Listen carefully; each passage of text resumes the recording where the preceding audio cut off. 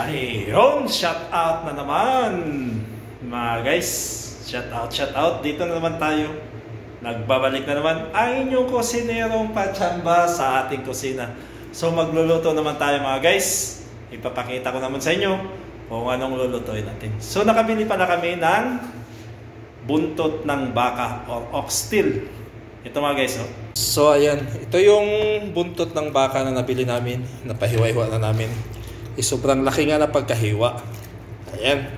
So hahatiin lang to namin. Ang luto nito is kalderita at saka kare-kare. So ang lulutuin muna natin ngayong gabi is kalderita. So tara mga guys, samahan nyo na ako sa ating pagluto ng ating kalderitang oxtail. So yan na mga guys, ito na, nabanlian ko na to siya. So palambutin na natin tong ating oxtail. Linagyan ko siya ng paminta buo, bawang at saka luya. So pakuluan muna natin siya dito sa ating pressure cooker para lumambot. Saka na natin to lulutuin mga guys. Gagawin nating kalderita. So ayan mga guys, balatan muna natin tong carrots natin.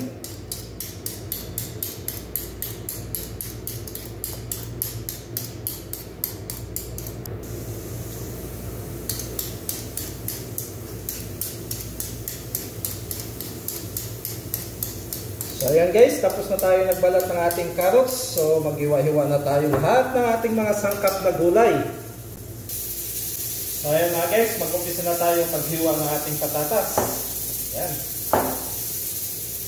So lakihan lang natin. Ganito lang ang size mga guys. Tama na to. So ayan na guys, tapos na tayo sa ating patatas. Dito naman tayo sa ating carrots. So ganyan lang natin yan mga guys. Yan. Sigsag-sigsag lang natin yung carrot sa paghiwa. Kahit na. Yan o. Ganyan lang kalaki mga guys. Kahit na to. So yan mga guys. Hihiwain natin tong bell pepper natin. Ayan o. Ang laki. Yun, 2 piraso.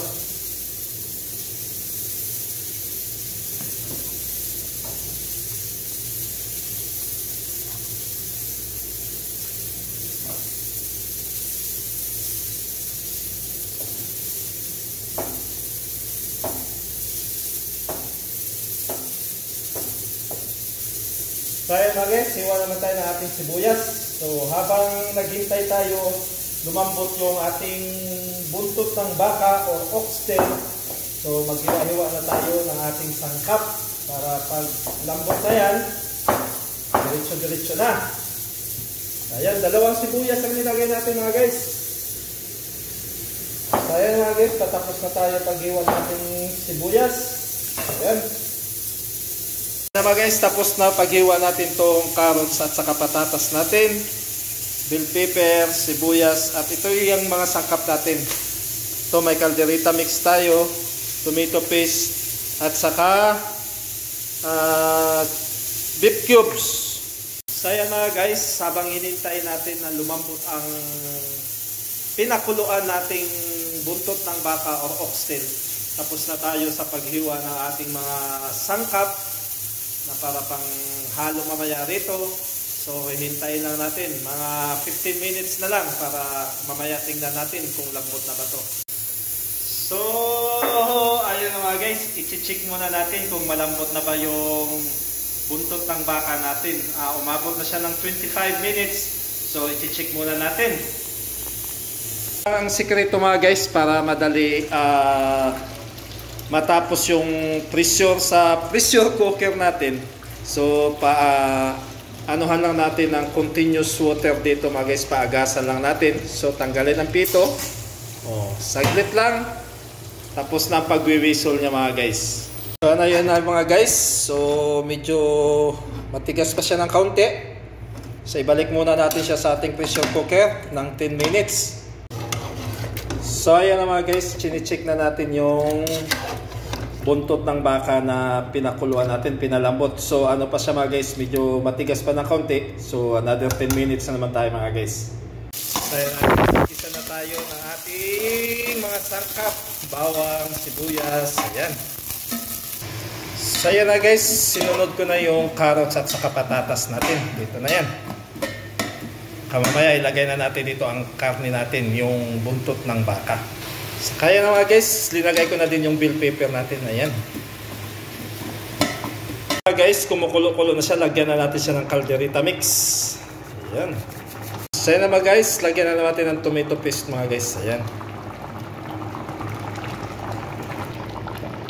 So ayan mga guys, kumulo-kulo na siya. So paigahin lang natin ng kaunti at saka palambutin natin yung carrots at saka patatas natin mga guys. At saka tama na to sa timpla, tinikman ko na tama na sa lasa. So palambutin lang natin tong carrots at patatas natin mga guys para matapos na tayo sa ating pagluto. So ayan na mga guys, kumulo-kulo na, malapit na to maluto. Ayan, hintay-hintay lang mga guys, konti na lang. Palambutin lang natin yung carrots at saka patatas natin mga guys. Ayan o. So ayan na mga guys, malambot ng carrots at saka patatas natin. Tama na to sa timpla, tama na sa lasa. So, kainan na naman. So ito yung ulam namin ng hapunan. Calderitang buntot ng baka. Oxtail calderita mga guys. So, ayan mga guys. So, ayan na naman mga guys, tapos na tayo pagluluto.